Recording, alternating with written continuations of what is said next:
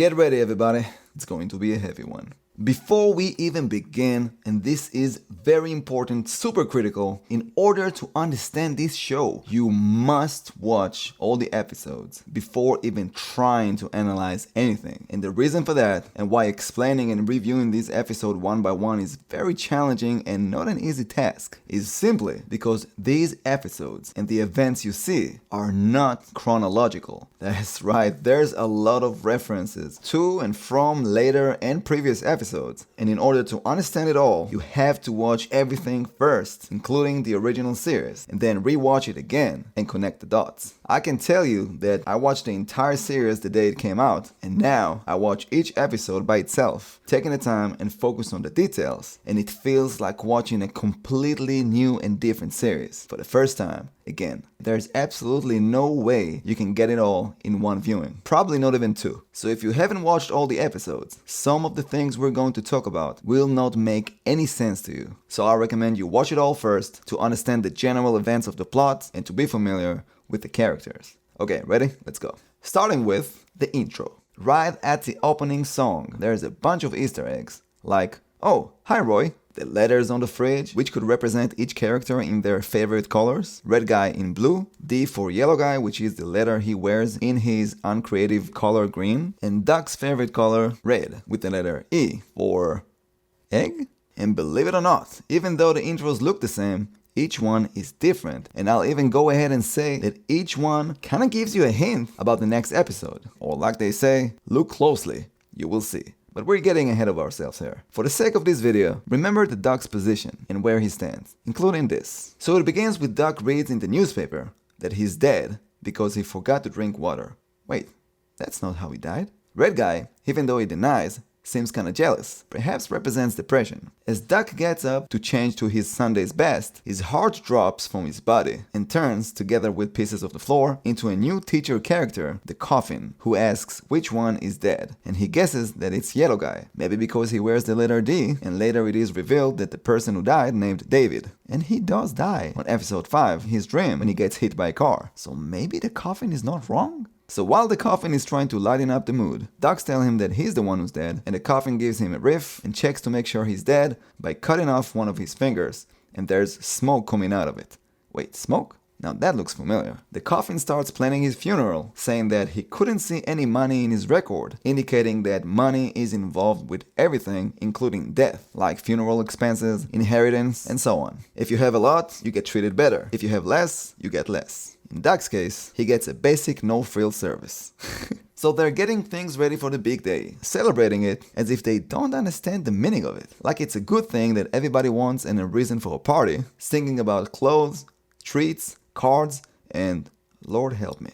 They're so excited that towards the end of the song, they forget that it's about death and make it about a shepherd's pie, kind of like a social criticism about the way we treat these types of events. It is also important to mention how they are clearly showing us that it's June 19th. That's the day he died. They meet at the funeral with Duck laying inside the coffin, showing them that he had his insides removed, again reference to episode 5 from the original series when his organs got eaten. The gravestone says David, even though that's not his name. When the coffin say it's time for lovely remarks from the best friend, something falls off the tree. If anyone can tell me what it is, I'll be your best friend forever. Maybe it's the weird worm from the friendship episode, I don't know. The so-called best friend is Red Guy, who says he's not his best friend, is being forced to say a very shallow, generic, short speech about him. The coffin says it's beautiful stuff, very moving, but when Yellow Guy actually shows something genuine by playing beautiful music with his trumpet, the coffin stops him and says he didn't like it. And here's something weird. The coffin says, if anyone knows any reason why this person should not be dead, say now or he will forever be dead. Now that's something you say in weddings, without the dead part of course, but this is clearly a commentary about these rituals and ceremonies, all of them, from funerals to weddings, perhaps even from the religious aspect and how we all follow the same structure. Yellow Guy wanna say something, but being cut off by the coffin, who continues with the ceremony, with a very random generic highlights video of Duck's life, things that he didn't even do, according to Yellow Guy, and again, that's not even his name. As they are ready to go back home, Duck doesn't really get it that he's supposed to stay inside the coffin and be buried. He just doesn't understand the concept of death. So they're back in the house, just the two of them, and part of them is missing. They have a hole in their life, like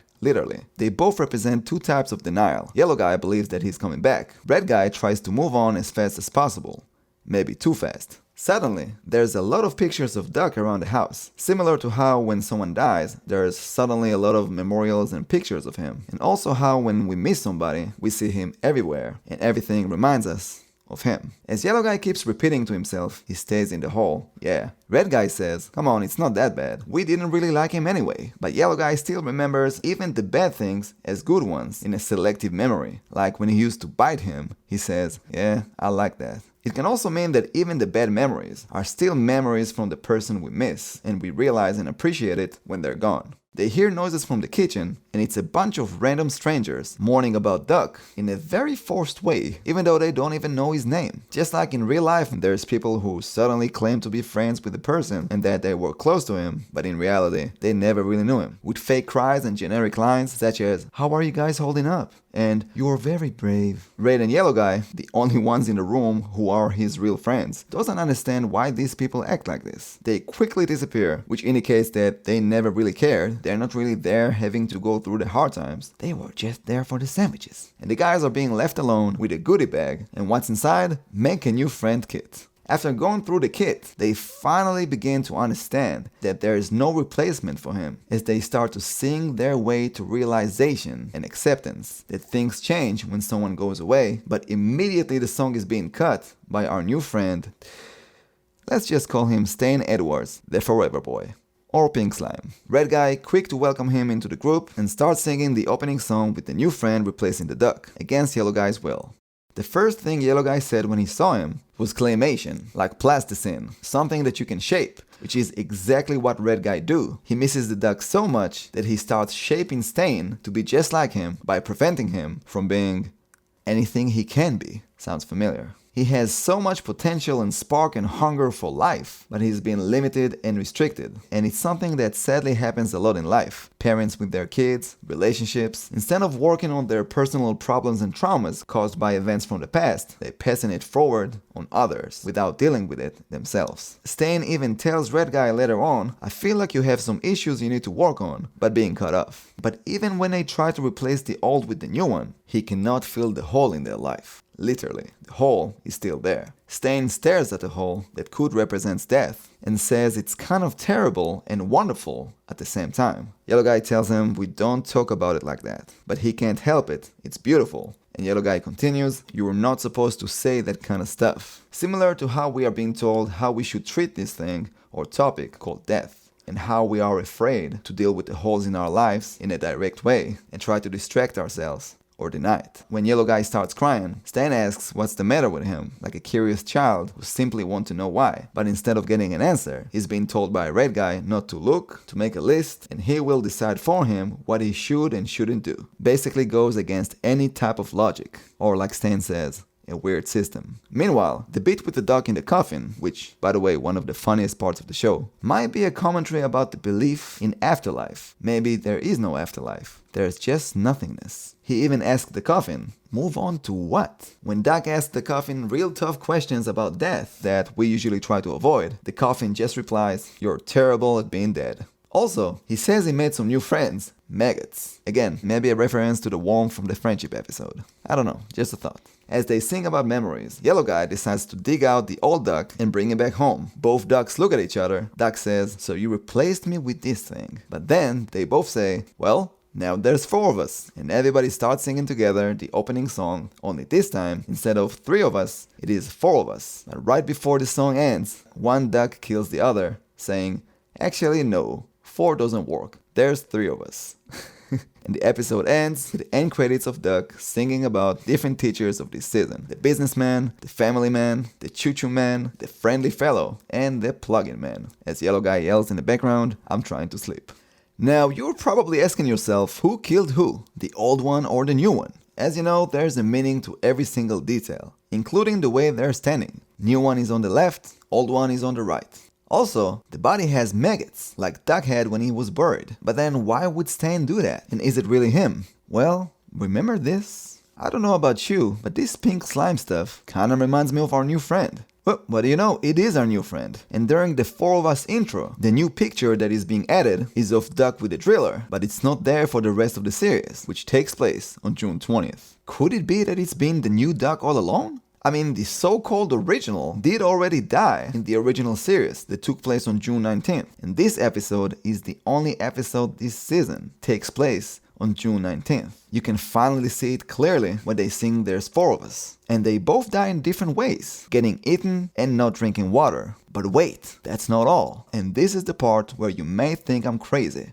but hear me out. This ending, when Duck kills the duck, is what happened 5 minutes before the beginning of this episode. Why would I say this? Look at the clock. In all of the intros, it shows 7 o'clock, but in the Four of Us intro, it is 5 minutes to 7. They even show us how he reads the exact same newspaper.